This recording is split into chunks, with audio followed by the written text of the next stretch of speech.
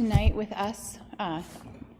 Mr. Hart, would you like to turn your thing around? I think you know who you are. We have Mr. Hart joining us. He's an alternate member for us. Mr. Tilton, yes, thank you. Member Rick, Mr. Russman, thank you. Okay, member, Mr. Coffin, Vice Chair, Megan Kelly, Chair. Robin is our Land Use Administrator, and Mr. Beisch is also a member. So we will start with the acceptance of the April 10th minutes. Yeah, I'll move that we accept the April 10th minutes as written. And seconded by Mr. Russman. One misspelling on line 190. It should be undo is UNDUE. Okay. Any discussion? Oh, sorry, line 290. Line 290. That's a pretty minor. Got it. Yeah. All right, all in favor? Aye. Aye. All opposed? All right. And then we had a non-public session as well, so we'll entertain a motion to accept those minutes. Which ones? Acceptance of April 10th non-public meeting minutes. Oh, yeah, and they're actually in the minutes. Because, yeah, but they're, it just says no votes were taken. Right. Yeah, or no motions were made. But there is a separate page for the non-public. Oh. Yeah. I didn't see it. Yeah, well, okay, yeah, I'll move that we accept the non-public minutes. Second. All in favor? Aye. All opposed? All right. I'm just following my agenda. All right, so our first application for this evening has withdrawn. The applicant for Bluestone Investment Group is withdrawing the variance applications on the recommendation of the town planner and town attorney, who have indicated that due to the nature of Article 208 being an innovative land use ordinance, the requested relief would be reviewed and approved or denied by the planning board, not the zoning board.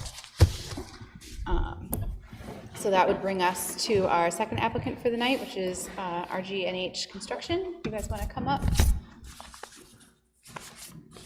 Just please remember when you speak to hit the button, and when you're not, to turn it off.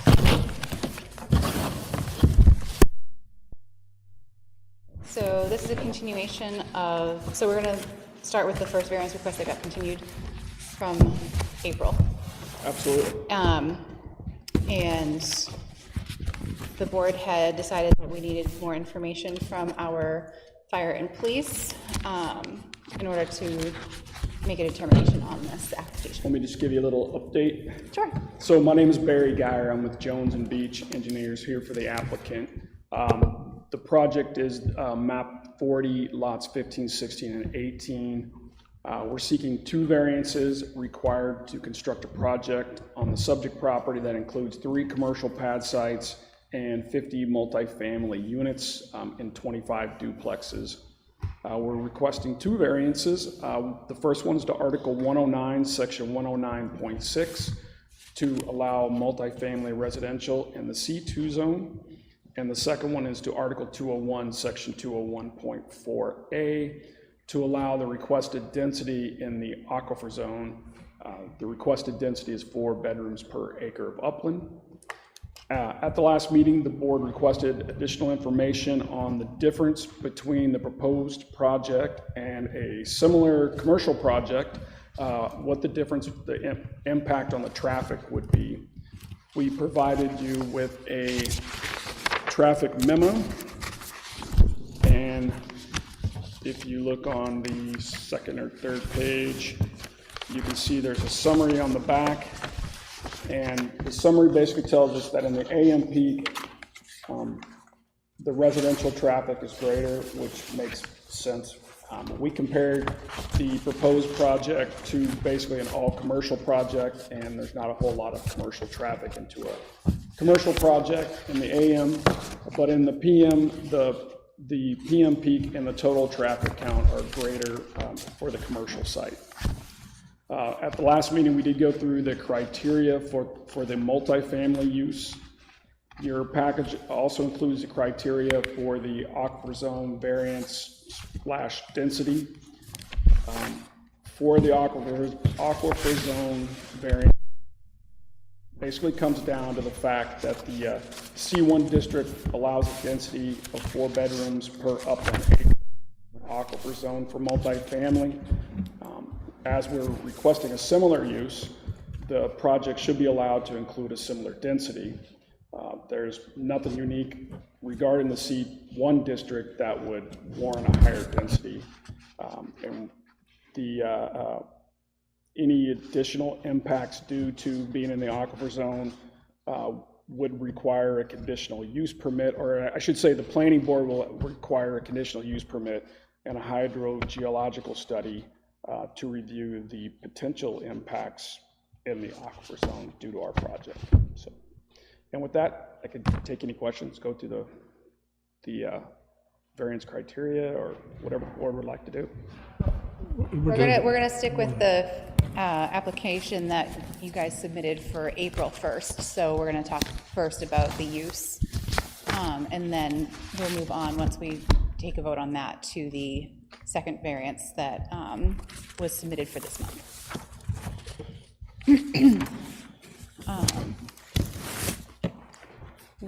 So part of what we were looking for information was we did request info from our police and fire chiefs, which we did get back from both of them.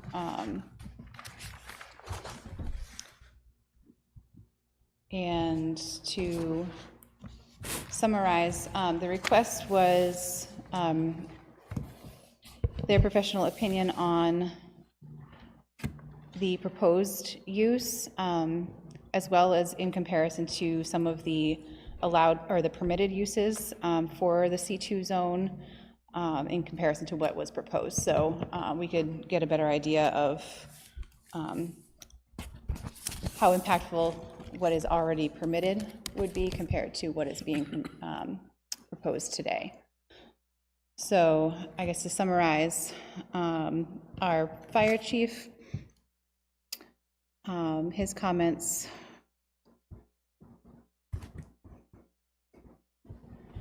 were not bulleted like our other one, huh? Yeah, more in the second paragraph. So he does reference the age-restricted housing in town, which is a permitted use on this site.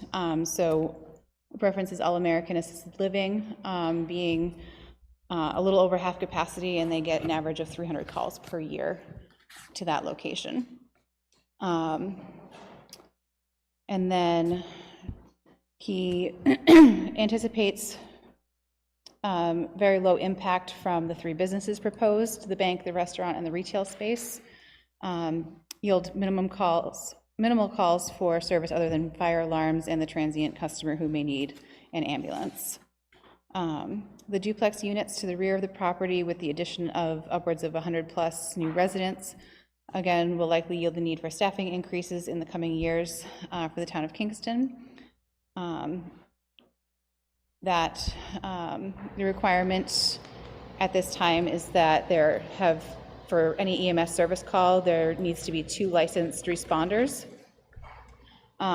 This makes multiple calls for service difficult with minimal staffing. So he has concerns about rapid growth, but also understands that Kingston does need to grow, and that the residents need to understand that there will be increased staffing needs in the future regardless. So, and then his other comments in paragraph 3 really are more appropriate for the planning board about specifics to the project, fire lane, stuff like that. All of that would be addressed if it goes before the planning board, and they would make sure all of those appropriate measures are taken. Our police chief,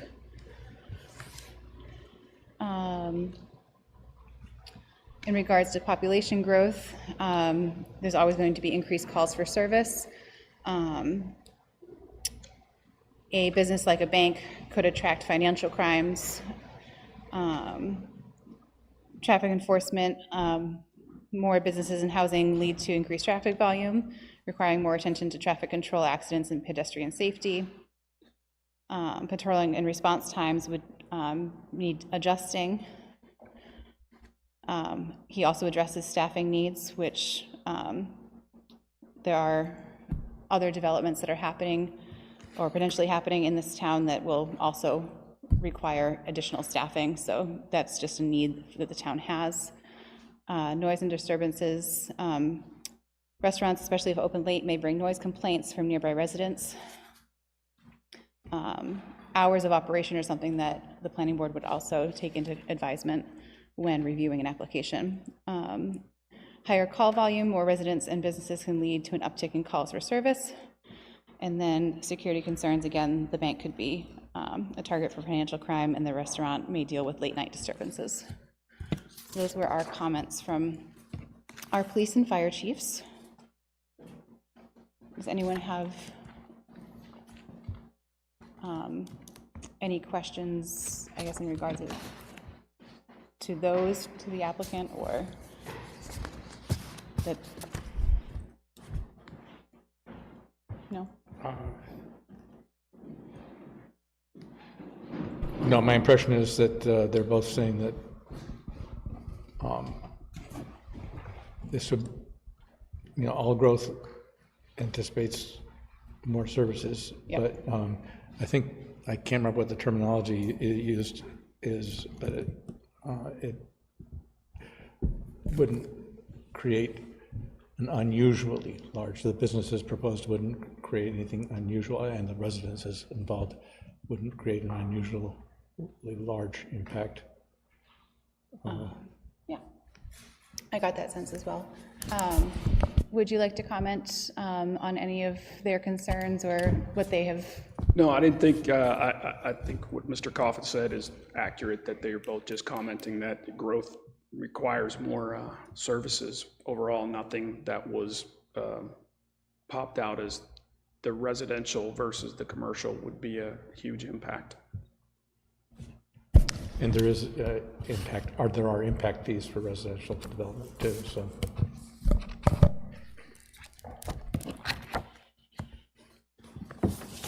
Okay. Are there any other questions that anyone on the board has for the applicant before we discuss anything further, or now that we've gotten these new comments? Any refresher needed for going over the application again? No? Okay. Do you have any more comments you'd like to make before we close that? I will open public comment at this time for anyone that would like to speak either for or against this project. Just feel free to come up to the chair here. There's a microphone you can grab.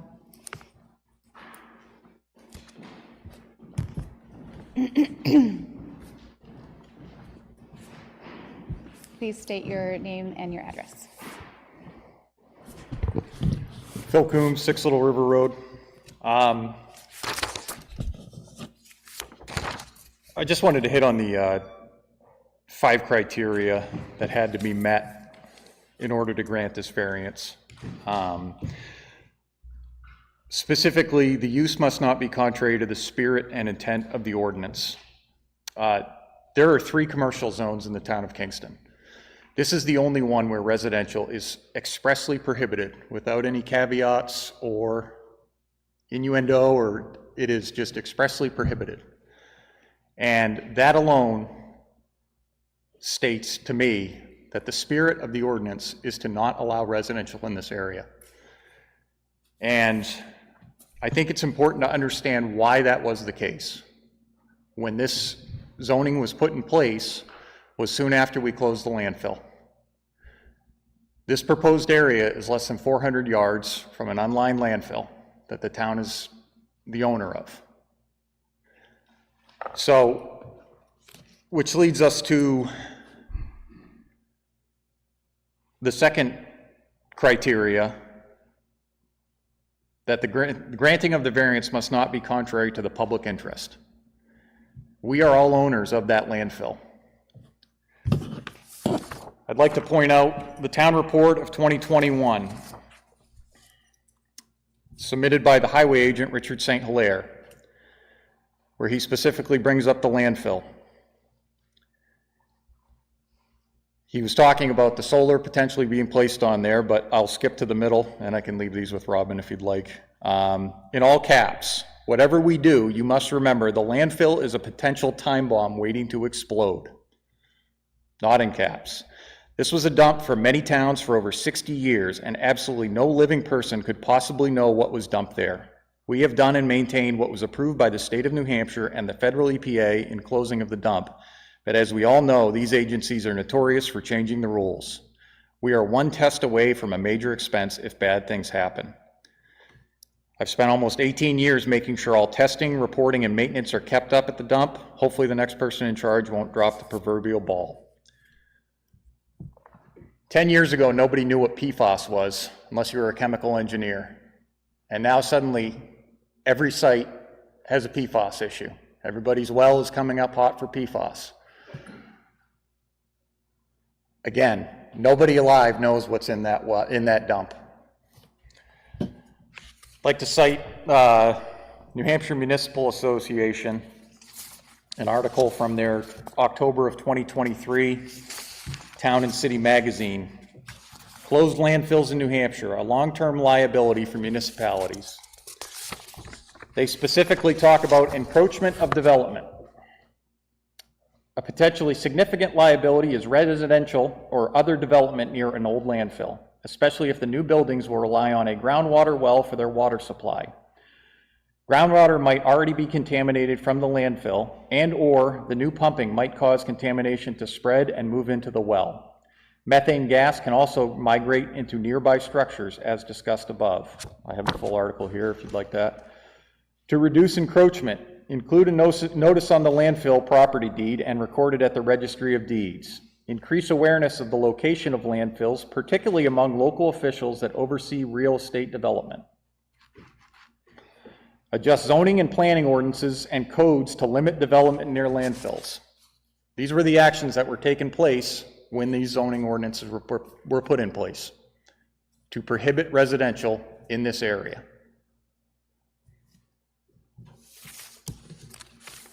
In Somersworth, they have the Somersworth sanitary landfill that was shut down, and they have since had contaminants that have extended approximately 1,700 feet down gradient of the waste. That is exactly where this development is proposed. They ended up having to do a chemical treatment that will take 40 to 50 years to put into place. And what the town ended up having to do was put everybody on public water or create point of entry treatment systems. That may sound familiar to people because the town just recently purchased 30 of those at a cost of $2,800 a piece and an ongoing maintenance cost of $1,500 a year. Excuse me. So over the next 20 years, that will cost us almost $1 million. That's if the $1,500 a year maintenance cost holds true. Zoning is not put in place willy-nilly, and you guys know that. But this is the Zoning Board of Adjustment, and this is a major change to this zoning. It is specifically prohibited to allow residential in this area for a reason, and I think we need to keep that in mind when we make decisions on this. Beyond the wall, also the methane issue, and this is from the Northeast Waste Management Officials Association. This document was done in conjunction with the New Hampshire Department of Environmental Services, but with regards to landfill gases in homes, housing encroached on a closed landfill in New Hampshire, and they don't cite which one, but gas monitoring at the landfill indicated landfill gas was potentially migrating off-site. A subsequent investigation revealed that landfill gas was in the newly built homes. The landfill owner, which would be the town, had to pay to construct a landfill gas interceptor trench and must keep paying each year to regularly monitor and maintain it. This is one of those things where someone, if there is an issue, someone will say, well, why didn't they do something to stop that? There are already safeguards in place to keep this from happening. I don't think a significant case has been made that there is a hardship on the applicant. They can make more money from houses, and I respect that, but it is not allowed in this zone for a reason. Thank you very much for your time. Thank you, Mr. Coombs. Does anyone else have any comment they'd like to make?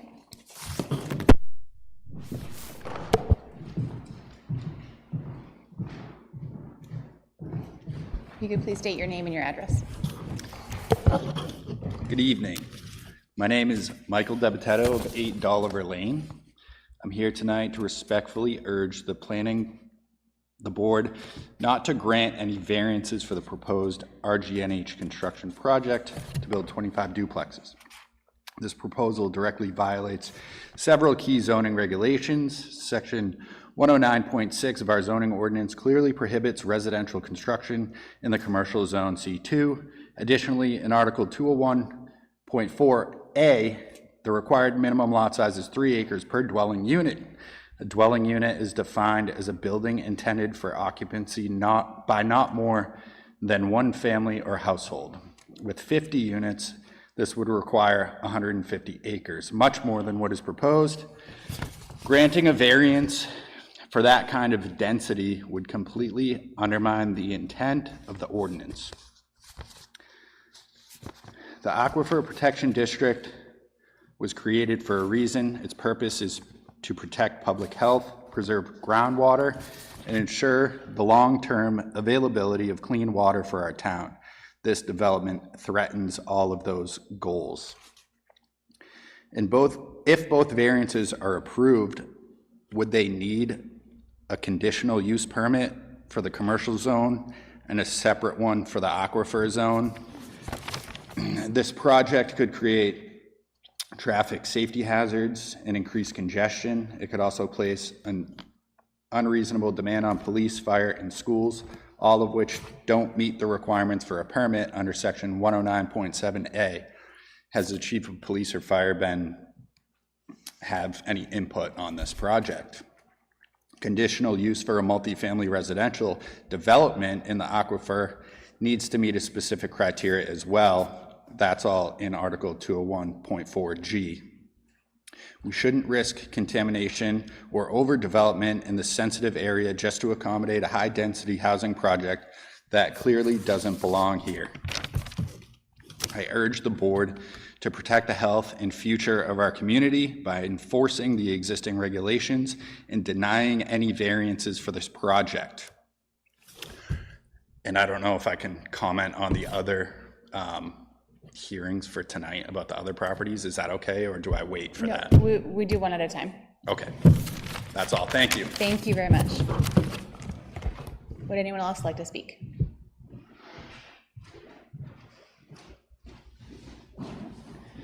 All right, then at this time we will close public comment and we will go into board deliberation. On the last comment, it should be noted that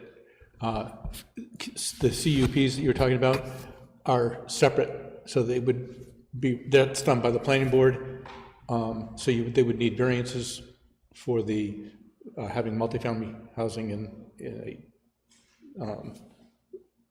that zone, and also a density variance, which is what they're here for tonight.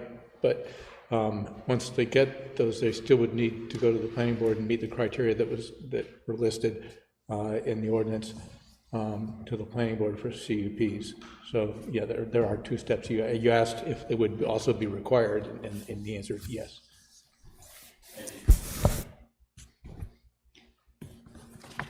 Okay. Who would like to start?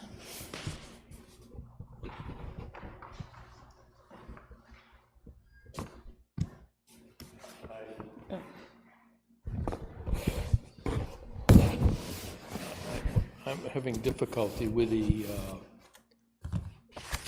prohibition of the housing. There's been a number of cases where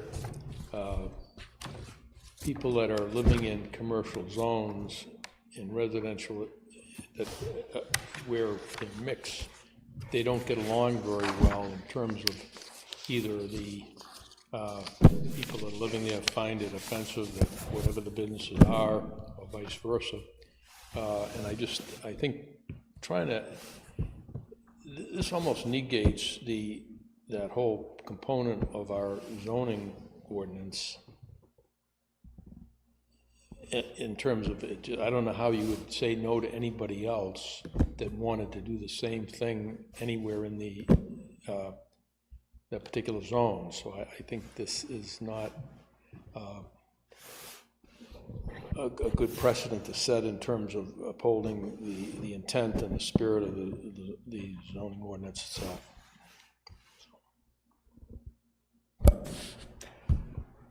I concur. It's not just that it's mixed use, which I could see that. But it's multifamily housing, which is something that should be done through the planning process. And over the next year, we're amending the master plan. And one of the things that we're talking about doing is increasing the housing, but I think this is sort of putting the cart before the horse. You plan, you say how and where you want this planning. For example, I think Barry talked about the C1 area is determining the density, but and originally I was thinking, well, that's also not aqua protection zone, and so it's apples and oranges. But I'll tell you what, listening to Phil, I had completely forgotten about landfill being there, and very interesting to hear the NHMA's comments about cautioning towns against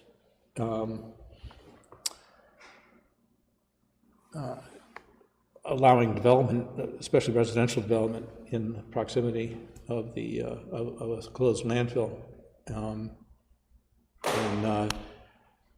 I certainly think that's one of the things that we may not even need to discuss. He answered my questions as he went through there, but I think that's a significant reason, because otherwise you have to say, well, why not mixed use in this zone when we have mixed use in other zones? And I think that question got answered when he pointed out this came out right after the closure of the landfill, and there was a good reason not. And that C1 is that area up north. Sorry, the C2. C2, yeah, is pretty small. It's a warehouse property and storage facility property, and then on the other side of the road, just that small area there, and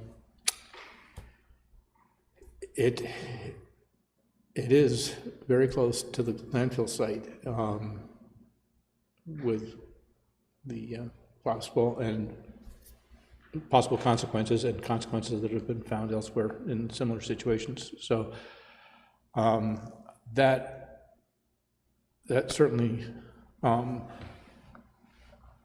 makes me feel that there's there's some good findings of fact of why you would support that prohibition, not just it's random, and additionally, when you come in with a request for multifamily housing, we have no guidance on density because we don't allow multifamily housing. There is no guidance on the density except for the aquifer protection zone, and we're not there yet. But you're trying to declare a multifamily housing area, and without going through all the research required to figure out what would be appropriate densities. So having said that, I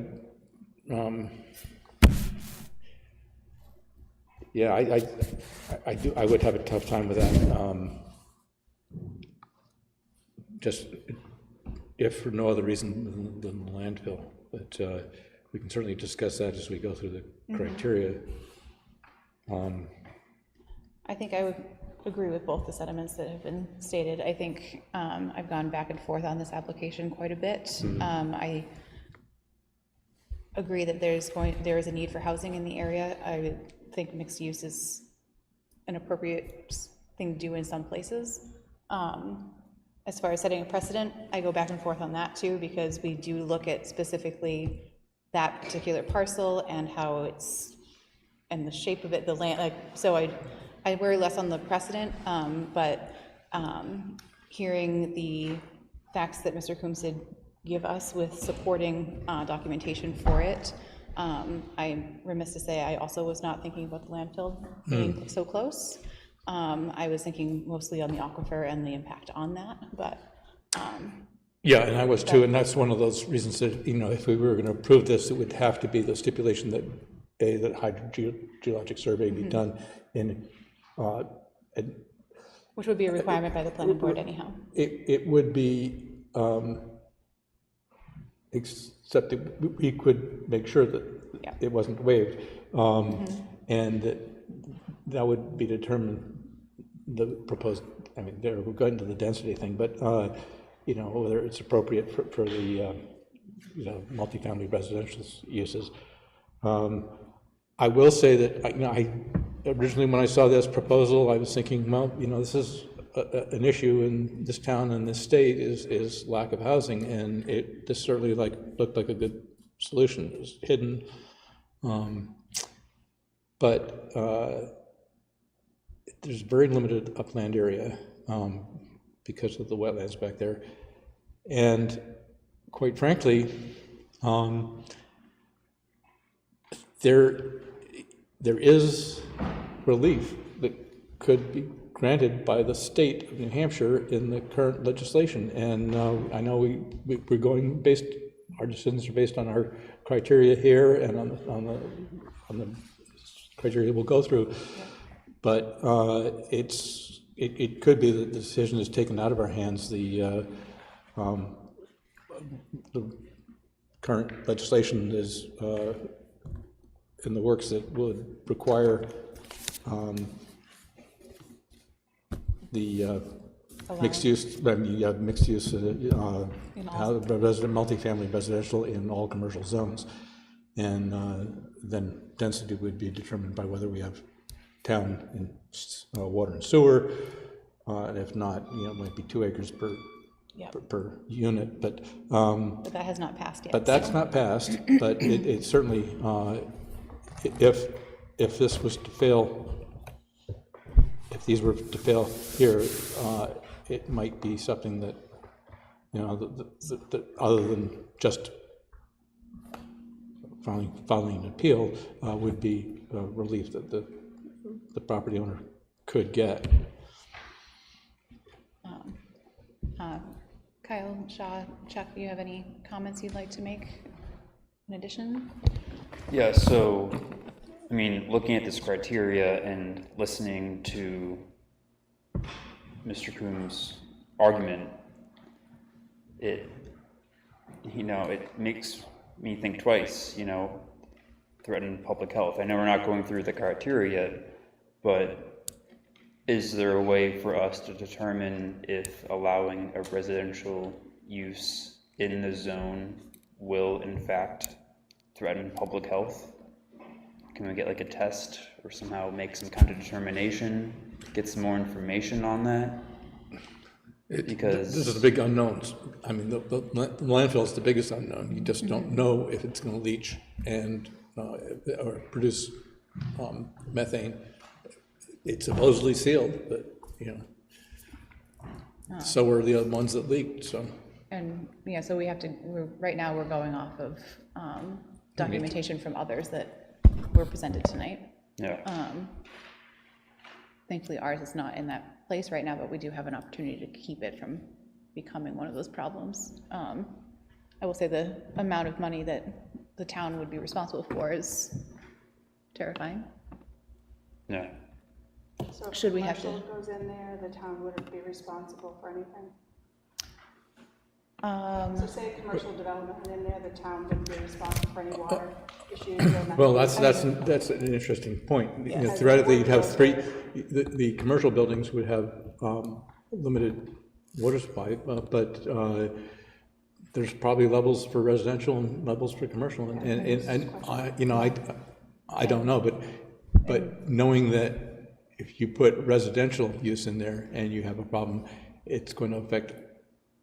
You have to multiply it times the number of units affected, and number of wells. and well, Yeah. the number, not just the number of wells, but there may be only one well or two wells that are supplying those condos, but yeah, it's usually residential properties that have that issue, and if you deliberately go against recommendations for and put residential development in a known hazardous area. I mean, I would imagine that the town would be somewhat responsible in mitigating something with a commercial use as well, but the impact to the town would be much smaller. I would think so, Because of the yeah. number of units versus residential. Because each of the privately owned units, the store units would have to put in maybe the town would have to put in a filtration system of some kind. Yes.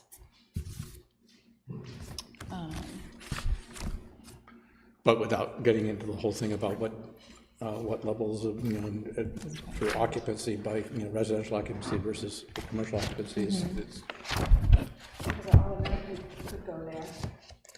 Yep. oh, yeah, no, and that would be something that, if you, Yes, one of the. if you allowed something to go in and knowing there's a potential hazard there, but yes, that's true. A continued care facility is a permitted use. Mm-hmm.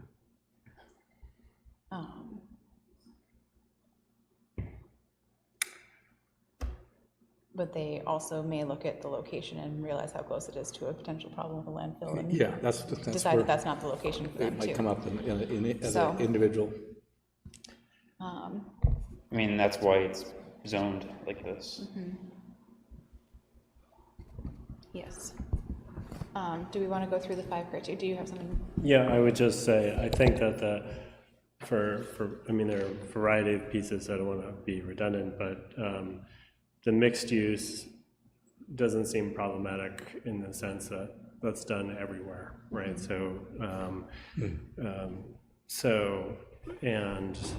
And potentially, I do want to just restate, right, the board does have the ability to grant a variance in this matter, even if it says it's prohibited. That's the nature of a variance. However, I think that the spirit of the ordinance, right, which Mr. Coombs was speaking to, right, is important, right, for how that was created for the town and why it's, again, 2 miles differentiated between commercial zone 1 and 2 in different locations just down 125. So I do think that the potential impact of the methane, landfill, right, all that is really important and not minor. All right, at this time, I think we'll go through the 5 criteria. And if, feel free to join in on the discussion. Mr. Hart, if you feel you have any comments. I know you're not a voting member, but you are allowed to join us in our discussions. No, I'm just too new. I'm just kind of seeing all of this. Yeah. This stuff on there. Just kind of reminding it, like letting everyone know, like, even Right. though you're an alternate tonight, you are entitled to speak. Right. Now, my only, again, thought is, a lot have said is the housing, the shortage of housing and the need for more housing. Unfortunately, maybe not in the right spot, but I think there is and obviously the state's pushing to get more housing also, so I think that part of it is interesting. Whether it can commingle right there, I'm not sure. Agreed. Okay, so the first variance criteria is that the proposed variance will not be contrary to the public interest because. Anyone have a proposed?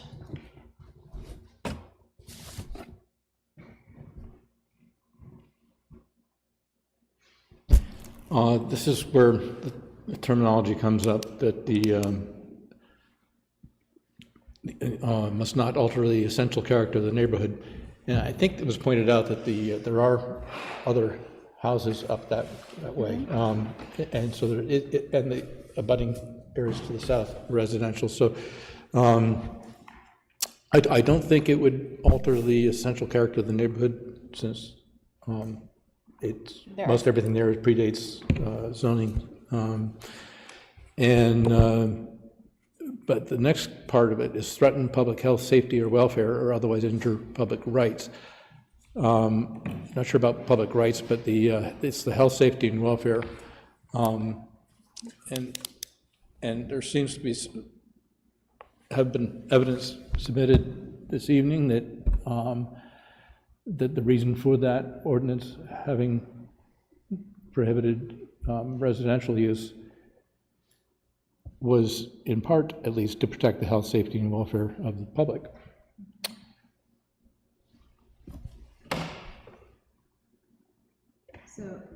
So would you then say that the proposed use would be contrary to the public interest because? I would say the variance is contrary to the public interest because it does threaten public health, safety, and welfare.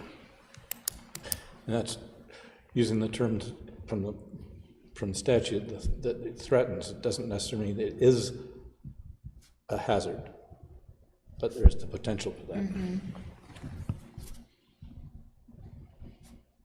You have to say that as a moment. The reason why being, for Due to finding the- fact that due to the proximity of the landfill.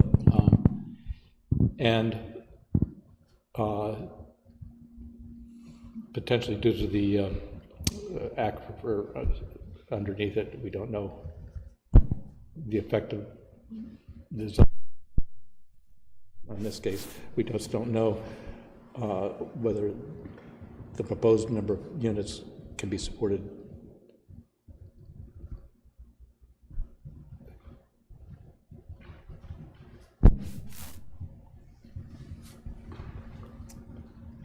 All right, tell me if this is, the proposed variance would be contrary to the public interest because it does threaten health, public safety, and welfare due to the proximity to the landfill and the unknown effect on the aquifer beneath the proposed number of units. Yeah, I think that's that, yeah. Any other comment on that? Would you like me to read it? Yep. The proposed variance would be contrary to the public interest because it does threaten health, public safety, and welfare due to the proximity to the landfill and the unknown effect on the aquifer beneath the proposed number of units.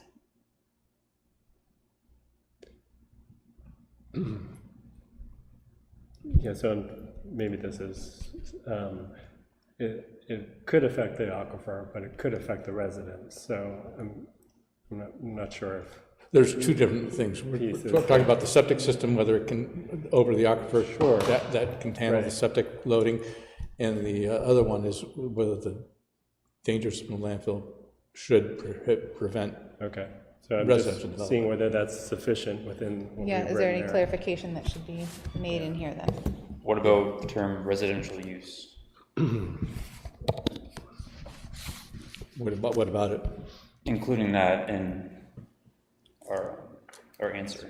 Oh, I see, for the public safety, yeah, what we're talking about, residential use, because we're saying that, because it's a the commercial variance, zone. yeah, the variance is not to allow the 3 commercial units. It's about the residential. It's only about the residential use. So the residential use could be. I think we should use the term residential use in that somewhere. I see, yeah, I see what you mean. Can fit it in. So make it because the residential.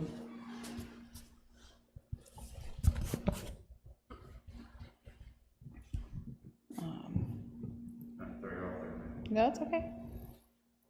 That's why we have discussions. The proposed variance would be contrary to the public interest because the proposed residential use does threaten health, public safety, and welfare due to the proximity to the landfill and the unknown effect on the aquifer beneath the proposed number of units. Does that sound better? That sounds better. I was, it just does threaten, it could threaten. Potentially. Yeah. Could threaten. Could. Okay. Proposed residential use could threaten. Any other Okay. We can take a vote.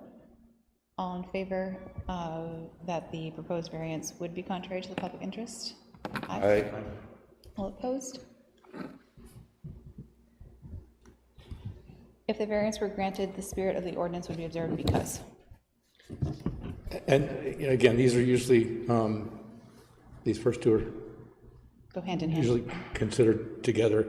I would say that Well, I would, in this case, the intent of the ordinance was to limit residential use in an area within the proximity of in the the landfill. proximity of the landfill, so that the spirit, that spirit, and Mr. Coombs was a former selectman and planning board members, and so was quite aware of the ordinances when they went into effect. I wasn't yet on the planning board, and so I don't know that, but I trust that that's really a very good explanation of why that was prohibited, residential use is prohibited. So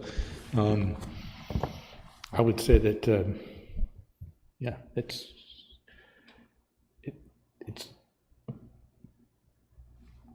the spirit of the ordinance Would not, is intended to prevent residential use in an area approximate to the landfill, and this would be contrary to that.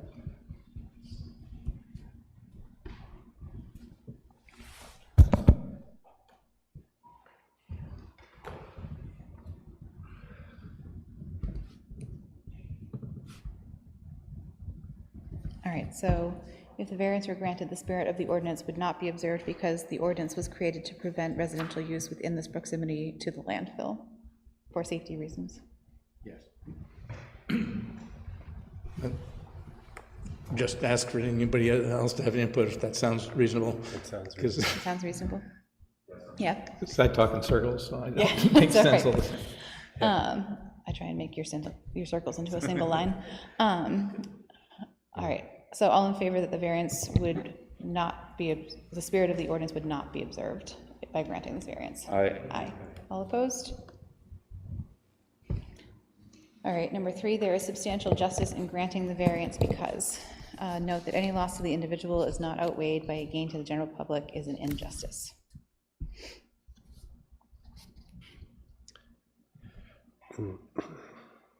I'll let somebody else answer this, just talk in circles.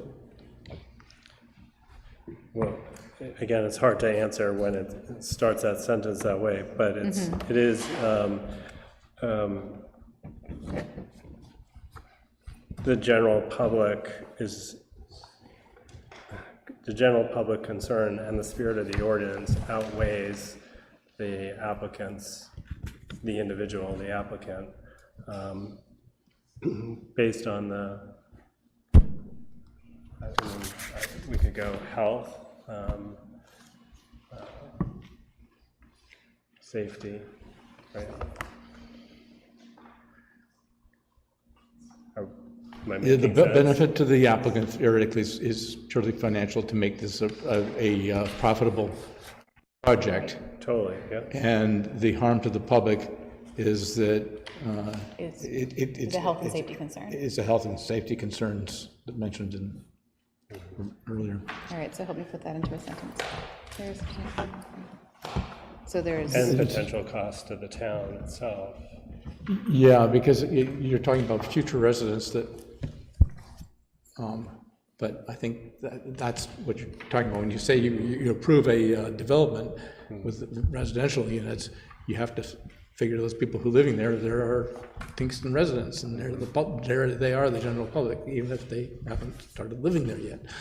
So, I would say that the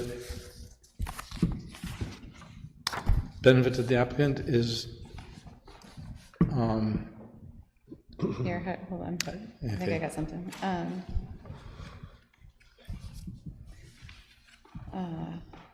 Megan, we So all that- talk and you get to make it all make I know, I'm sense. trying not to listen while I'm writing. All right, so there is not substantial justice in granting the variance because the financial benefit to the applicant does not outweigh the health and safety concern to the public. there aren't any like specifics in that, talking about like the landfill, for example.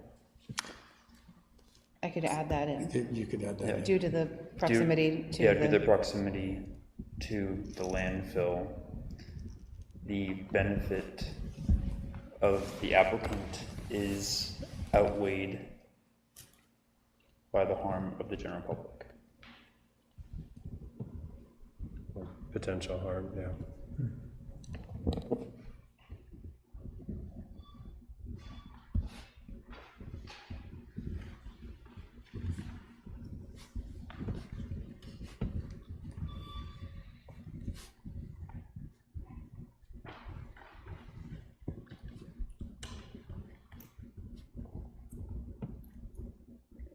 All right, so due to the proximity to the landfill, the benefit of, to the applicant is outweighed by the potential health and safety concerns to the public.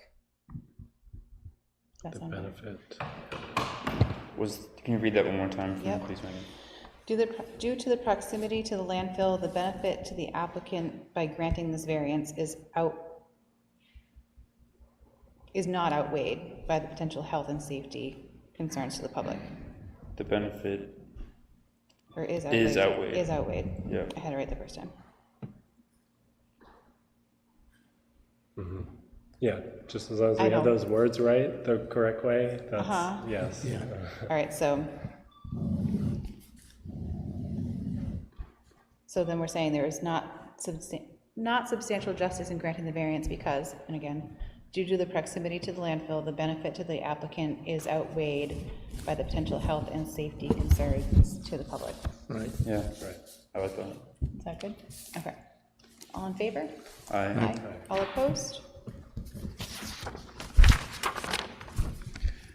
The values of the surrounding properties would not be diminished because, And I think the applicant submitted testimony from, or Yes. from a assessor of some Yes. kind, and it wasn't, what's the term he used, it wasn't argued, it wasn't shown, there wasn't other testimony that would negate that. And so, and I think, although we can use our own, knowledge, we need to take professional input seriously. And in this case, I don't think the values of the surrounding properties are diminished. so we could say based on Based on testimony testimony given, given the, and the transition of commercial to multifamily to single residential. right, and surrounding residential properties, that the residential use wouldn't devalue the properties, surrounding properties. Since that's all we're talking about Right. tonight is the residential use, multifamily.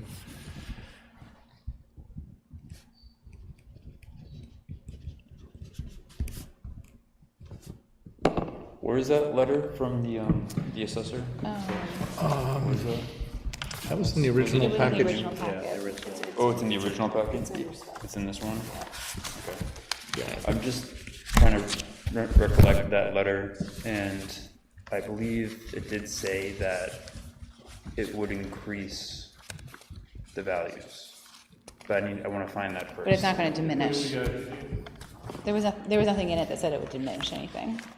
Whether it It didn't increases. say it would diminish, I think it said it would Right. increase. Right, so it's the last page in that, in that stapled packet. The staple packet. Yeah, it has this in the front. I think you just had it in your hand. Just out of my hand. Real estate. On over 18 years of experience in real estate appraisal, this development will contribute positively to Kingston's housing market without adversely affecting property values, given the responsible planning, mixed-use compatibility, and substantial buffering. I'm looking at the second to last paragraph. It Yeah, that's says- what I'm saying. Yeah, that's what Okay, you're that's what you're reading. saying. That's what I'm reading it. Yep. This project will be an asset to the community and provide valuable residential opportunities. The gist of that is that, where it says without adversely affecting property values. And that was, even though we had a letter from an attorney from a butter that suggested that it would devalue properties. It didn't give any reasons why that would happen, and it certainly wouldn't be because of the wetlands around there. That wouldn't be close to any other residential use. Yeah, but this is an appraiser. Right. This is the appraiser. Yeah, well, I'm not saying that. I'm saying that based on my assessment of where this is.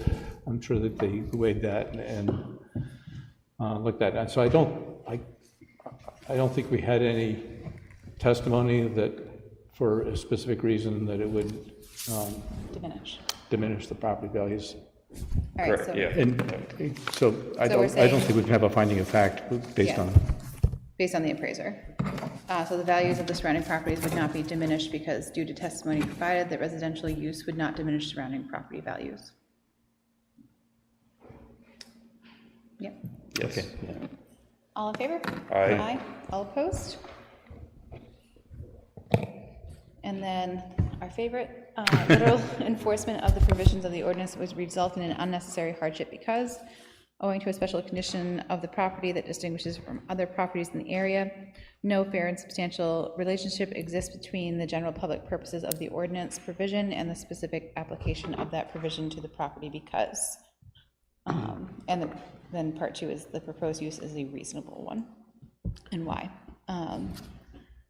So my recollection is that the main source of hardship was was financial. Right, and the argument about what was unique about the property was the topography, and that in the sense that the condo units would be out of sight of 125, but that's not a hardship. That's not that uniqueness of the topography doesn't create a hardship that you can't use it for other things because of the topography. It's just that It's not a preferred use.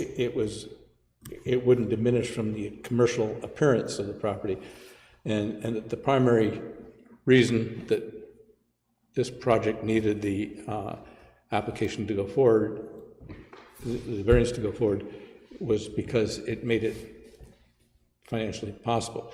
And while, yes, that's not what hardship means, it's financial hardship, it can be weighed in the terms of, can I use this property reasonably?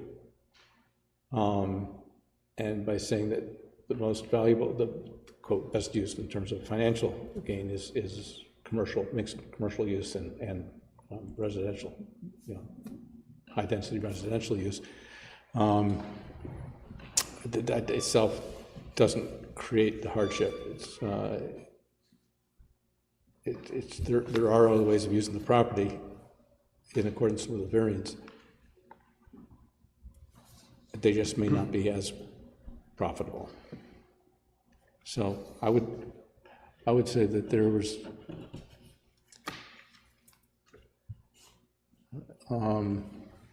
that there is a very substantial relationship between the public purposes of the ordinance provision and the specific application of that provision to the property.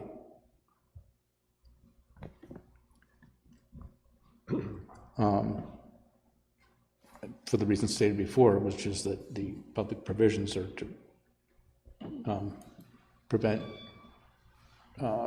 residential development in the area near the landfill, and that the proposed use is a reasonable one. I think that would be true in that, well, I don't know. What do you think?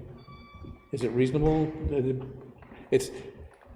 We used to say if it was allowed in that zone, that's proof that it's reasonable. But in this case, is it reasonable to allow residential use? Right.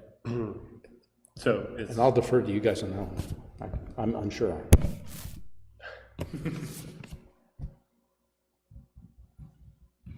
So in the application, it's like you said, the topography was what they were stating what the hardship was, but we're saying that isn't hardship because they're saying that's like We're saying, There was financial hardship, but there's no. we're saying that can't that use topography created a not- financial hardship based on what they would like to use it for, but it didn't make the land unusable.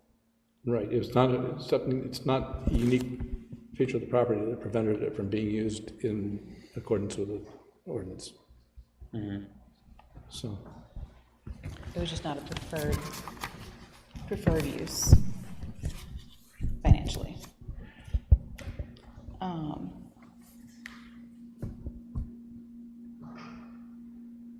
I mean, I guess if you look at the use specifically as just a mixed use, mixed use is a reasonable use, but in that location, we have to look at it in that specific location in reference to part Right. 2. And then if that's the case, then I guess my answer would be no, because of how close it is to the landfill due to safety concerns. right. Given what we've said previously, it is an unreasonable use. Yeah. We'd have to- Because of what we said it above, the proximity to the landfill and the potentials that are existing in terms of that. And so that we can go to the second part of proving alternatively necessary hardship exists owing to the special conditions of the property that distinguish it from other properties in the area. The property cannot be reasonably used in strict conformance with the ordinance, and a variance is therefore necessary to enable a reasonable use of it. So there's nothing on that property. The topography does not prevent reasonable use in accordance with the variance. So I would say that it doesn't meet the criteria. So are you preferring to not use the A and B and use that other? No, that's an alternative. If A and B fail, I think you okay. have to look at the alternatively as Okay, an alternative meant. I think. okay, so we have to look at but that in addition to. Yeah. Okay. So So- I would say maybe if you want to take a vote. All right, on so both. let me read through what we have here, and then we can go to that. So owing to special conditions of the property that distinguish it from other properties in the area, there is fair and substantial a fair and substantial relationship exists between the general public purposes of the ordinance provision and the specific application of that provision to the property, because the provisions are to prevent residential in this proximity to the landfill. So our first, and then the proposed use is not a reasonable one because of the property's proximity to the landfill. Is there any clarification or additional notes anyone would like to make there? I need some clarification on that, please. On what part? Just the whole thing. So we're saying that by not granting the variance, a fair and substantial relationship exists between the general public purpose of the ordinance provision and the specific application of that provision to the property, because the provisions were there to prevent residential in this proximity to the landfill. And I can add for health and safety purposes.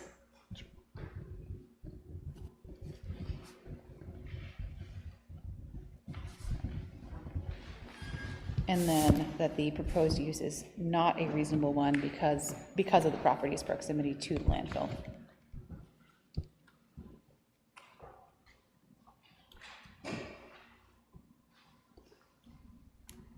The proposed residential use is an unreasonable one. Correct. Yeah. Because it has the potential to affect the health and safety of residents. Yeah. All right, so I can add to that because of the property's proximity to landfill, which may cause health and which may affect the health and safety of those residents and others. And so if A and B fail, do you also have to talk about the alternate, that lower section? Yeah, and it's pretty much the same thing. It's just saying that there is no way you could use it. The second part is kind of it's more stringent. It's saying that because of the unique factor of the property, there is no way you could make reasonable use of it without getting a variance. So, for example, you know, if it was, the land was too steep to build a house on, for example, and so they came for variance because you've been denied by the building inspector for not having enough upland slope under 5% or 15%. You could say, well, you know, there is a way of going about that and doing the construction and putting a house there, because there is no other use for that. There is no use that you could put that land to in a residential zone without getting a variance.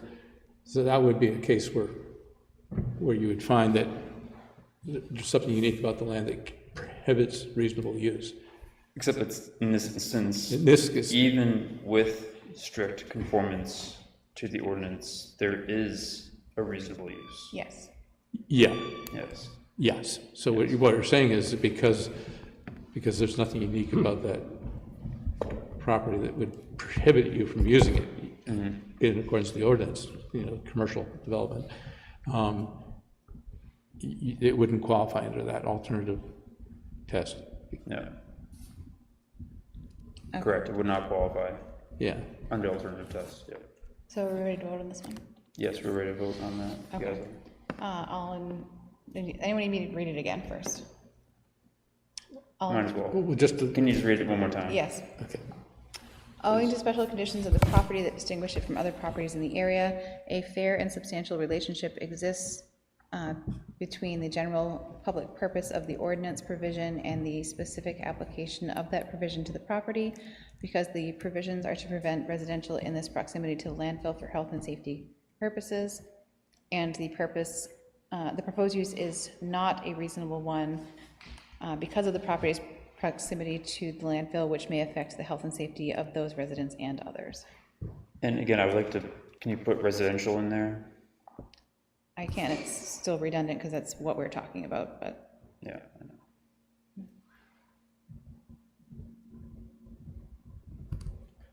all right, all in favor? Aye. Aye. All opposed? All right, can I get a motion? Yeah, I'll move that the variance request be denied because it fails to meet the criteria for a variance, as described in the findings of fact.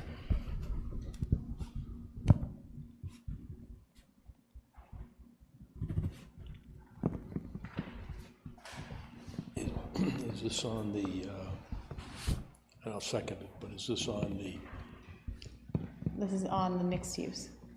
okay, Just on the mixed use, we're not. We haven't, yeah, we haven't density, gotten to the other one we yet. have to ask them. It's a separate variance. Do you want to reference the article number instead of just the variance?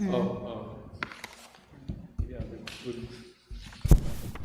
Request for the variance to Article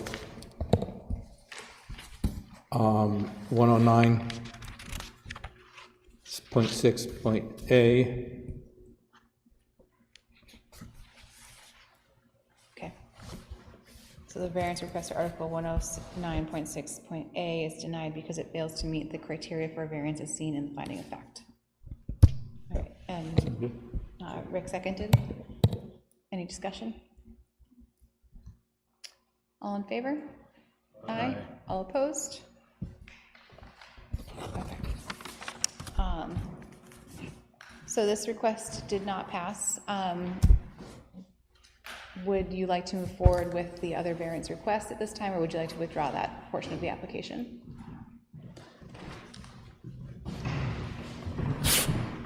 What, my client isn't here unfortunately tonight, but so what I would like is to ask to continue the second one, just so I can confer with him, and if he appeals, it may be back. We can absolutely do that. So you will receive a, sorry, my words are. Notice of decision. Notice I of think is the decision, term sorry. you're looking for there. Yes, pregnancy brain is getting to me. So you will receive a notice of decision within the next 5 days, and you do have 30 days to appeal that decision.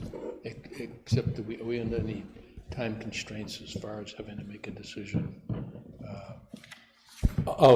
If he asks for a continuation, that's tolling the shot clock on the, Okay. on the other one, so you would, Yes, but so, by their requesting the continuation, it automatically tolls the shot clock on that. so I will pull on. And that one is actually came in a month later than, Yes, that, we're about to hear that for the first time tonight. So we are going to continue the application for the variance request to Article 201-4A for the density. Before you continue. Yes. I don't know if you have to vote on if the second variance would be of regional impact. If you do, then we would ask that you look at that tonight, and so we wouldn't have to potentially skip. a meeting. oh, I see. I think the project, we didn't vote on that. We could vote on that.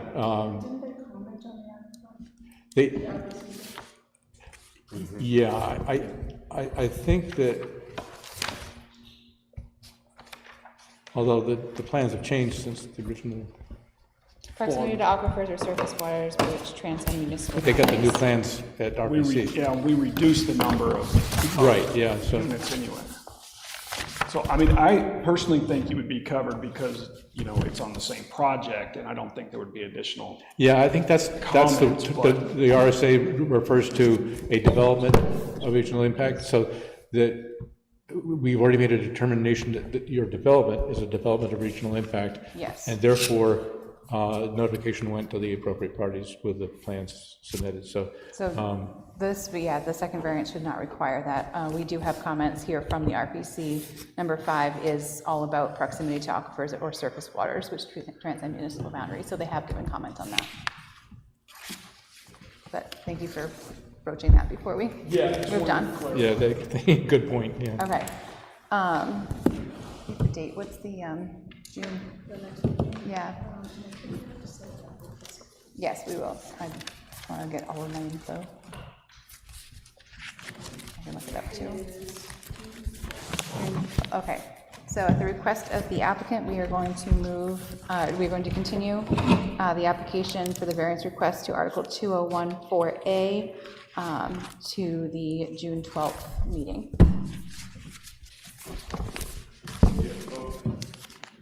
Yes, we do, and so at the applicant's request, and so that Yep. is fine, and a time and place certain, so at the town hall at 7 PM. Yes, so On, there will be no new notification. This is the notification to abutters. right, on June 12th, and with any updated plans Yes. for that would be due by, Robin, help me, 10 days prior was the 29th? May 29th? Yeah, it would be 10, that would be 10 business days prior. Yeah.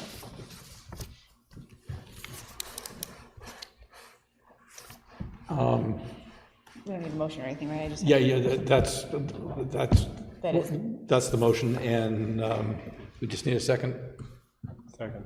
and then we do vote on it. all right. All in favor? Aye. Aye. All opposed? All right. Thank you. And just to let you know, I will not be here on that night, so Chuck, Okay. you're up. Chuck, you're up that night. You're up to the June 12th meeting. I've got a wedding in Virginia, I gotta be there. You go to a wedding? And not I know. mine, it's All a right, nephew.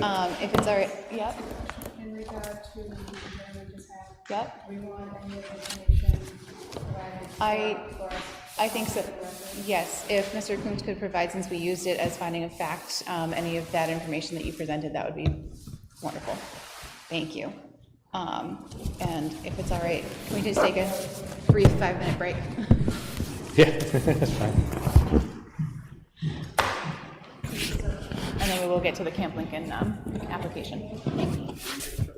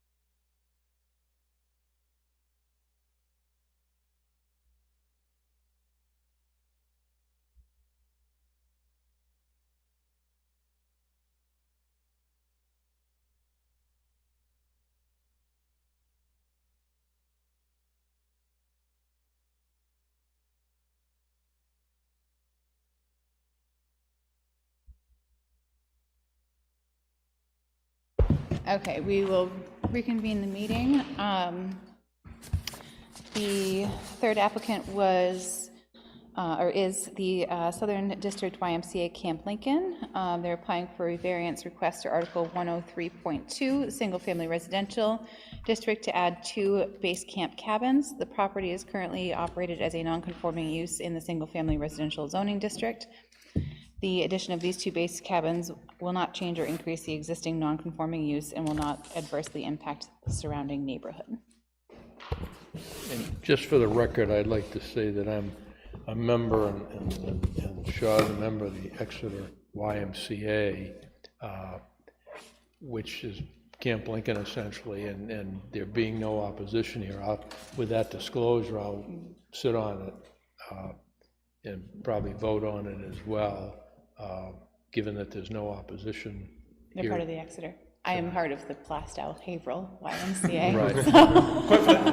I'm a member of Kingston. And I'm very unhappy with their yoga schedule. I went to Camp Lincoln when I was a kid. So I think we all have some. Right, well, just the interest of disclosure. Yes, for absolutely. transparency. On the other hand, I voted on the planning board on this, so I am definitely recusing myself and putting in. Yes, Mr. Hart will be a voting member on this application. You guys are welcome to come forward.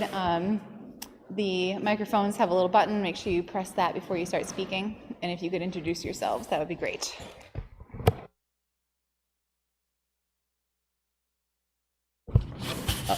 Good evening, everyone. My name is Michael Sanchez, Construction Operations Group, 14 Mechanics Row, Amesbury, Mass.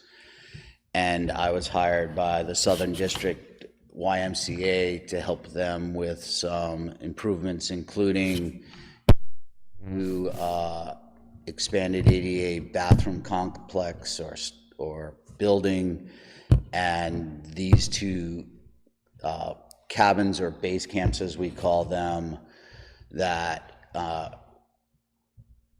help add the ability for campers to get in and out of the rain, frankly, and some place for them to report to in the morning. And they're also going to be accessible, which very limited facilities for accessibility for the campers to get into cabins right now. And Reed.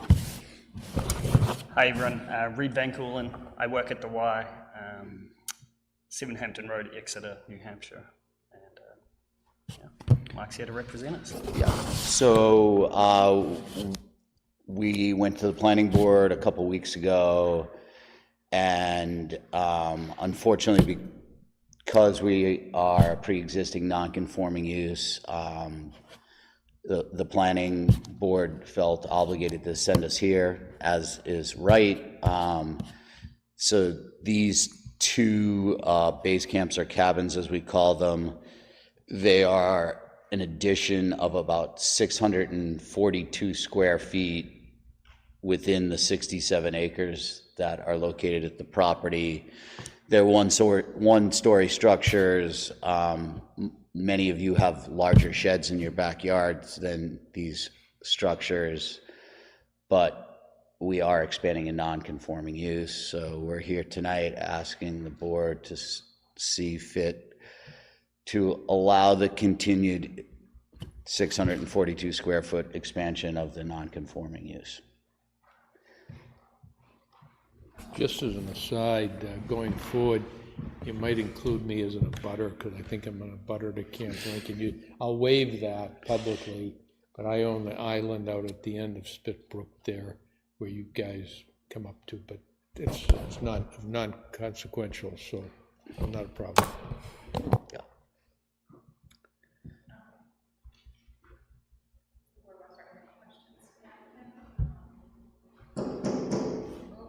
Sorry, I was doing so good. Would the board like to start with any questions to the applicant? I mean, I guess I could start with the, I do have minutes from the planning board meeting, and I don't know if, does this pass out to everyone or just me? Everyone has a copy. It's a notice of decision, sorry, thank you.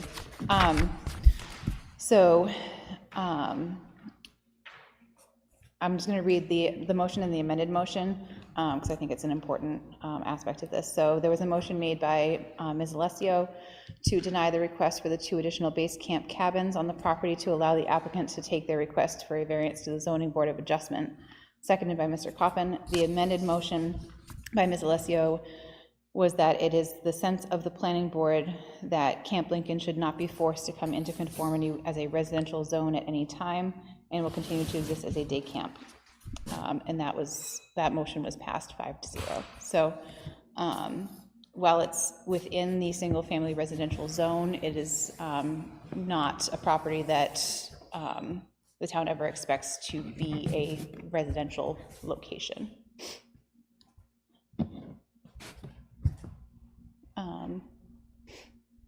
Any questions about the project? I guess I'm fairly unfamiliar with Camp Lincoln as far as how many cabins are there already, what this would be adding to the property.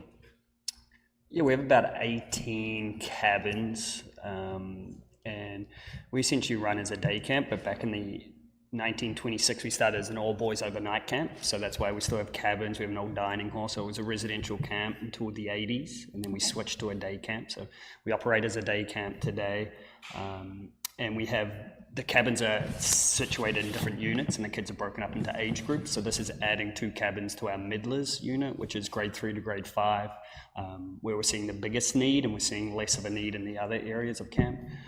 And like Mike said, rainy days are really hard for us, so we're trying to increase, it's not to have kids there overnight, it's to increase. Every kid has a home base, they're assigned to a cabin, they go there in the morning, they leave their backpack, they do activities, they come back for lunch at their cabin group. But on rainy days, they come back to their cabin. So we're trying to spread kids out a little bit more. And then on top of that, we're adding an ADA ramp so we can have folks with wheelchair. We're seeing more need for accessibility at camp, hence the bathhouse. We're renovating with ADA compliance, ADA store. I wonder if it would be helpful to have, go ahead. When do you want to do these? You want to do them before summer or? The planning board saw fit to allow us to build the bathrooms really from one accessibility and cleanliness compliance. The old bathrooms were pretty beat up. Our goal is to, if we get a positive reaction this evening, we're going to go back to the planning board, I think in 2 weeks, and they are incredibly simple. Our goal would be to get them constructed before camp opens on June 13th. If we're not done with the inside of them, we will not open them and wait. Like literally, if you're doing it at this house, each one of them at your house each, they're probably a 2-weekend project. We'll blow the buildings out in 4 or 5 days. And like with 3 weeks, if we get approved by you folks and we get approved by the planning board, we think we could have them done for camp opening on June 13th or June 15th, but we want to be done the 13th, which is the Friday before. No pressure on the contractor, huh? I've thought of how I could prefab them and plunk them in place and everything else, but thank goodness the bathroom was approved, because that was actually the significant amount of work. But they're as plain Jane as you come. They have screen doors, screen windows. They're in the wintertime, they're closed down and tarped off or shrink wrapped off. It is literally, as we are portraying them, base camps for folks to get out of the rain and create accessibility, which I think is a good thing for the camp. So in the plans, there's could you just tell us what is increasing, like how much square footage so we can? Sure. And there is some demolition of some existing buildings, it looks like on the plans, so can you speak to that? So again, when we found out we had to go to come to the ZBA, it was the night before we had to have our application in, or 48 hours before, so we didn't break the plans apart. There's a bathroom complex within the plans that we demolished and rebuilt a larger bathroom building basically in the same place. These two cabins are spaced in between existing cabins. There is no demolition occurring for these. So we're just filling in a gap between two of the other cabins. In this case, we're connecting them. Each cabin has like a small, I call it a front porch or stoop in front of them. We're actually doing a connected deck, so that would allow accessibility to both of these cabins. And the square footage of the cabins are 642 square feet total. Like if we call them sheds, this would be okay. So these new cabins you're looking to construct, are they going to be used for a different purpose than the existing cabins? Same purpose. Same purpose. Mm-hmm. Before we get too far from it, I know you guys are trying to go on a pretty quick timeline. Barring this does get passed, there is a 30-day appeal process, so someone can appeal our decision within 30 days. We usually advise not to start construction, but that is your hazard. Just putting that out We there. understand that. And with all the opposition in the room, we're hopeful of that.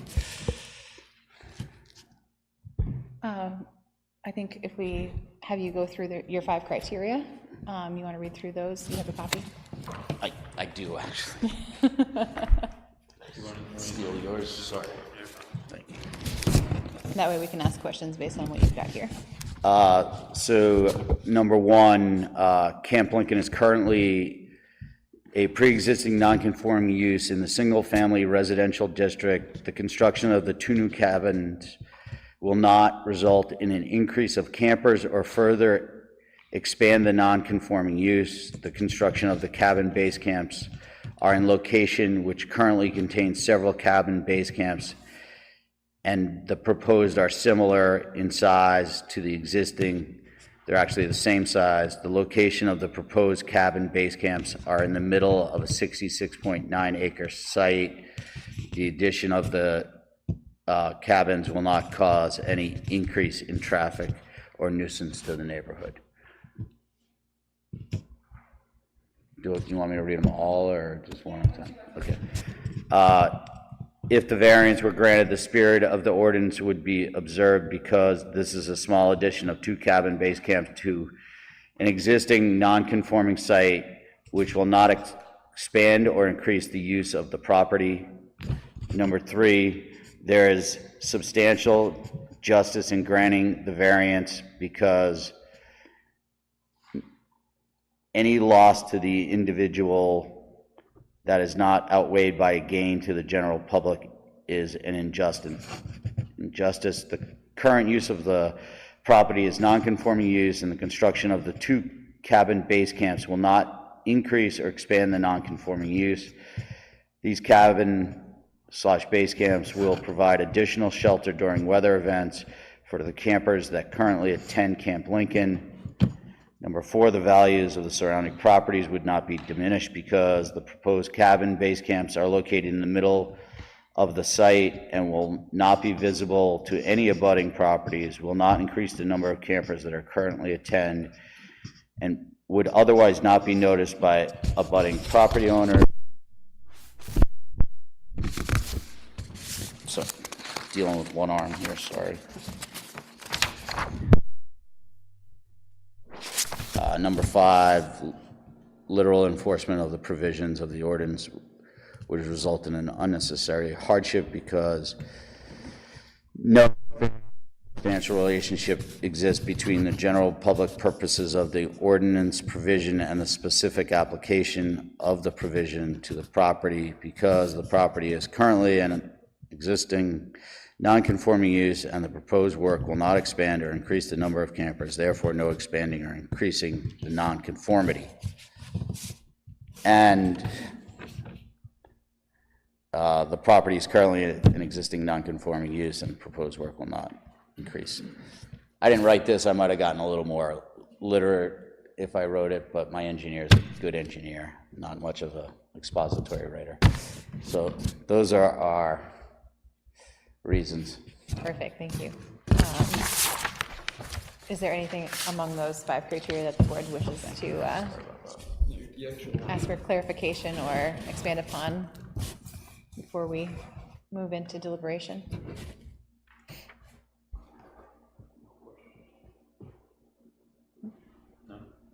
Okay, thank you very much.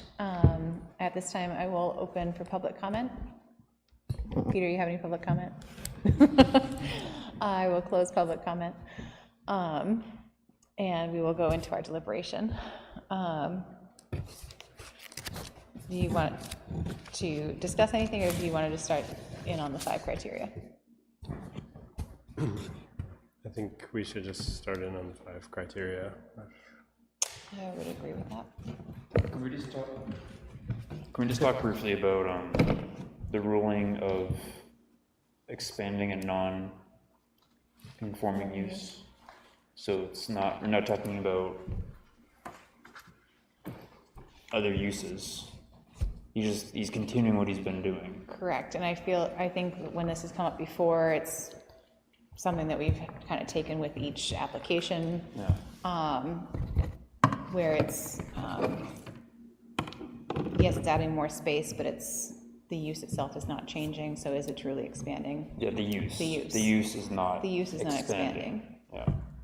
And changing. that's one of those grammatical things that when they wrote the ordinance, they left it kind of open for us to. Right, okay.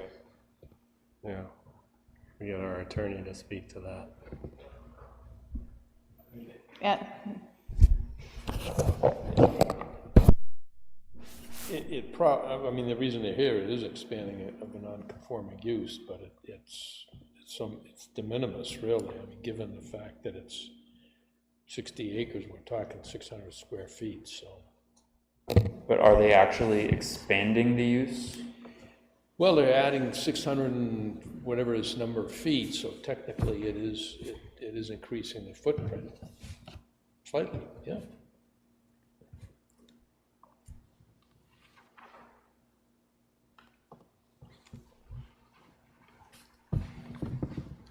I could actually, Unfortunately, we are in deliberation now, so it's kind of up to us. my bad. But the use itself isn't changing. The use itself is not changing, they're expanding their footprint of the use. Yeah. But it doesn't sound like the number of kids is gonna change. Right, they already have the number of kids, it needs more space for them to. Right.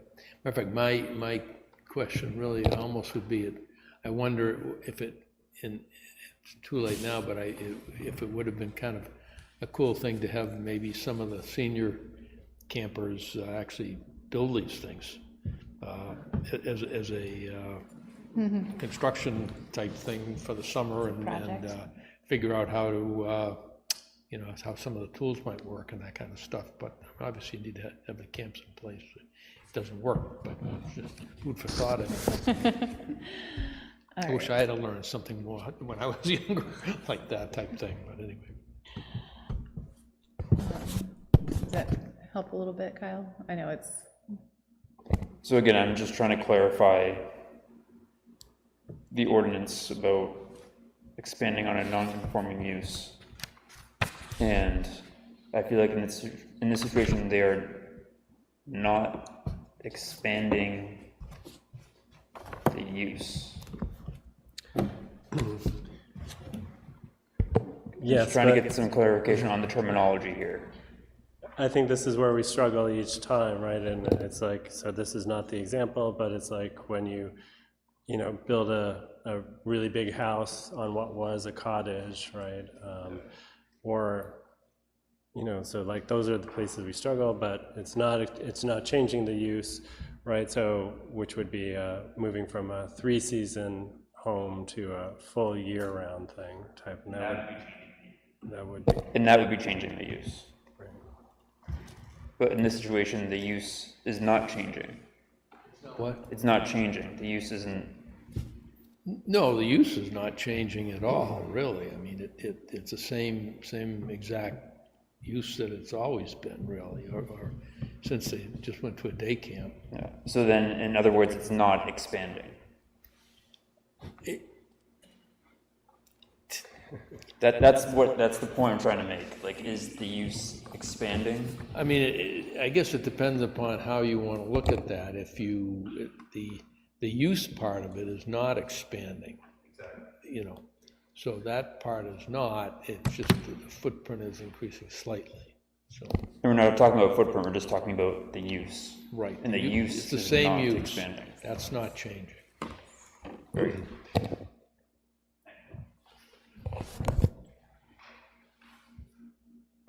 I was just looking at Article 103.2, and in mine, it does not say the same thing.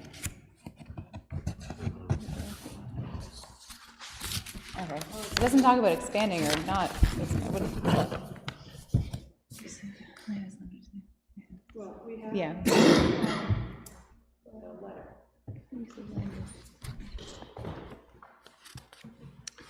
Right, but Okay. the, Yeah. Okay. We want to start with the first variance criteria? Yep. So granting the variance would or would not be contrary to the public interest because.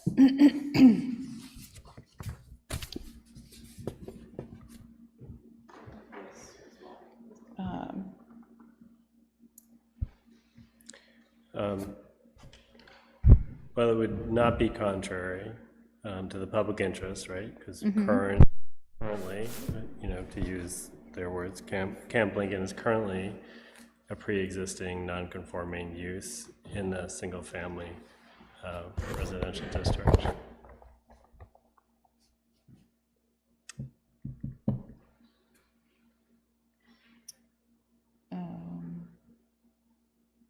And I think where they cite the location of the camps being in the center of 66 acres, this really isn't going to affect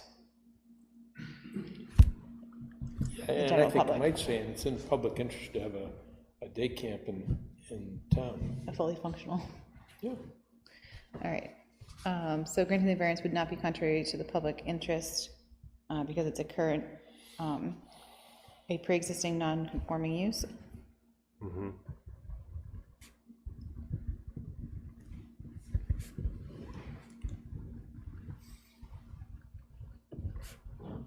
All right, anything in addition to that? That anyone would like to add? Exactly what they have printed is. Yeah, exactly I what- mean- and it just wouldn't add to or take away from, they pretty well covered it. Yeah.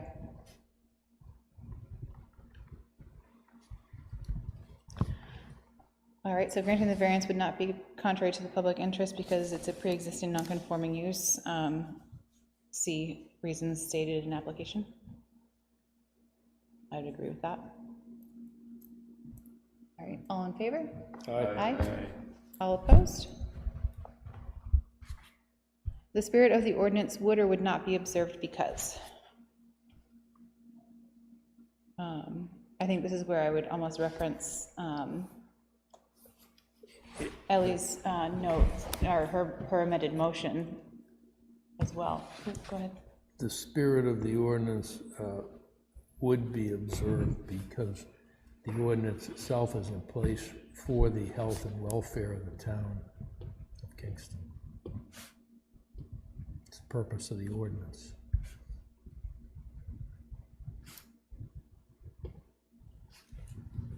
Yeah, it's a single-family residential district. Just having day camp there isn't contrary to that. No, and I think as the planning board motion, it stated that it is a day camp and it will continue to exist as a day camp. There's no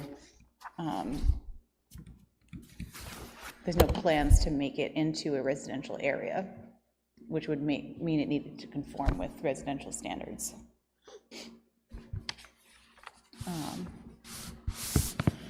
All right, so the spirit of the ordinance would be observed because the ordinance itself is in place for the health and welfare of the town. I feel like something's missing from that. No? Do you? Okay, all right. All in favor? Aye. Aye. All opposed? Granting the variance would or would not do substantial justice because. I would say it would.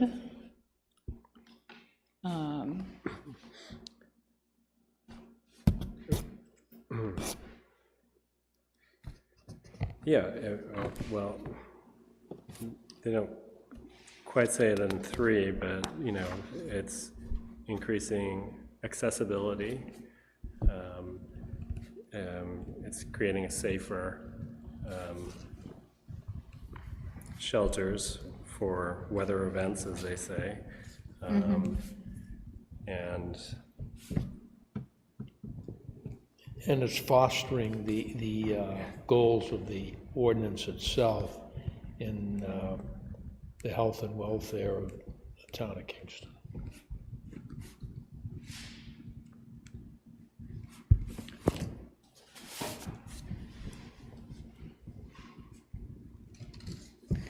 Okay, so granting the variance would do substantial justice because it increases,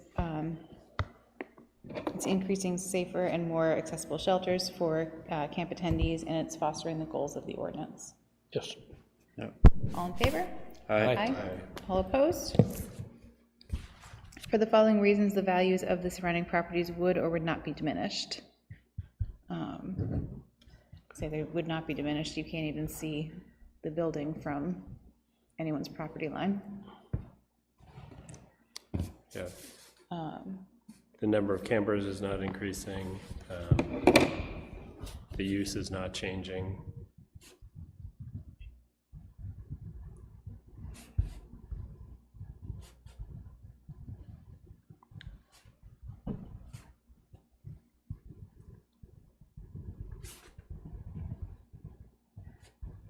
Okay, so for all of these reasons, the number of campers are not increasing, the use is not changing, and it's not visible by abutters. All in favor? Aye. Aye. All opposed? Owing to special conditions of the property that distinguish it from other properties in the area, denial of variance would result in unnecessary hardship because there is or is not a fair and substantial relationship between the general public purpose of the ordinance provision and the specific application of that provision to the property because. What are reasons again?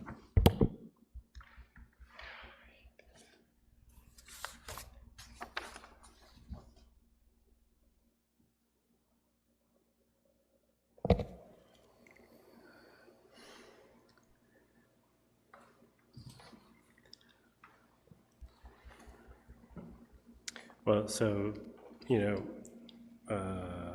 well, I guess the pros use is a reasonable one, right? Because if we jump to that part, because that seems easier.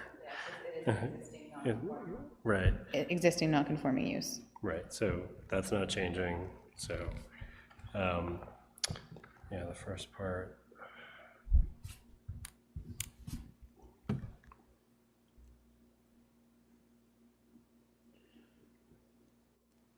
So is the special condition of the property the fact that it's a day camp in the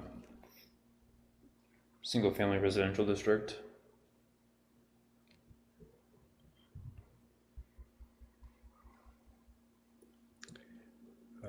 Which is true, I mean, it would be Yeah. a hardship otherwise. Yeah, the use, I mean, the use Sure. that it is, In the residential, it's unique in that respect. right. So we can go with there is a fair and substantial relationship between the general public purpose of the ordinance provision and the specific application of that provision to the property because it's an existing non-conforming use that is not expanding uses. Sure.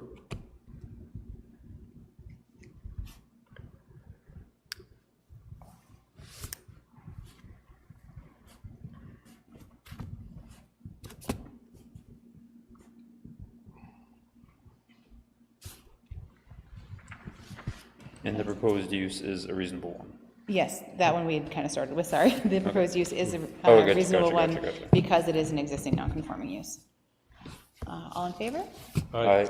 Aye. All opposed? All right. Who would like to give me a motion? Move to be granted, the variance be granted. To Article 103-2? Yes. Because it met all of the criteria? Pardon? Because it met all of the criteria? Yes.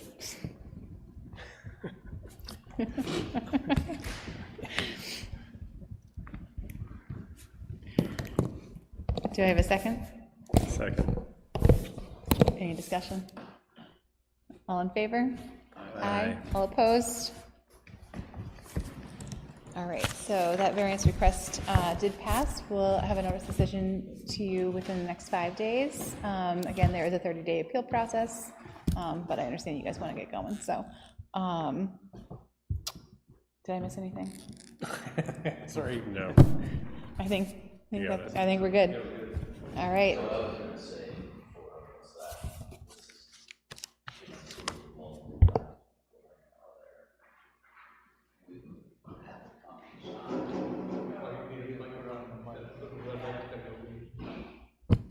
So what I was going to say before is that in previous projects that Camp Lincoln has done, we've gone through the same process. And I don't know if in zoning law, this definitely has precedence at this particular property that we've. Yeah, and I think that's why the planning board amended their motion to include that sentiment, so that when it came here, that we understood where they were coming from, sending it down. Yeah, when it came up, it was because the variance procedures designed to prevent a non-conforming use from becoming non-conforming, because the goal is to get it becoming more conforming until it goes away or becomes conforming. And that was the whole intent of that amendment, was from the planning board, was to say that this camp is an asset to the town, and we do not want it to become more, conforming with a residential zone, because it's not. It's an exception to that zone. So, I think the interesting part would be if you ever thought about trying to go back to an overnight camp, that would present more of a myriad of problems, I think, for the Y, if you decided to go back to trying to do some kind of overnight thing. That would, my guess, be potentially more complicated. If you expanded the use. Yes. That added something that, like, a hotel is a strong term, but. Yes, exactly. And when I was on the board at Camp Lincoln years ago, there was some discussion about that, but I think it met some resistance and that kind of thing, because there was discussion about trying to have a retreat type place there for corporations and things of that nature, and I think that would really be a change. So anyway, variance suggested. So we have been kicking around the idea of, and we need to talk more about it, but if there's an avenue within the zoning bylaw that would make this an allowable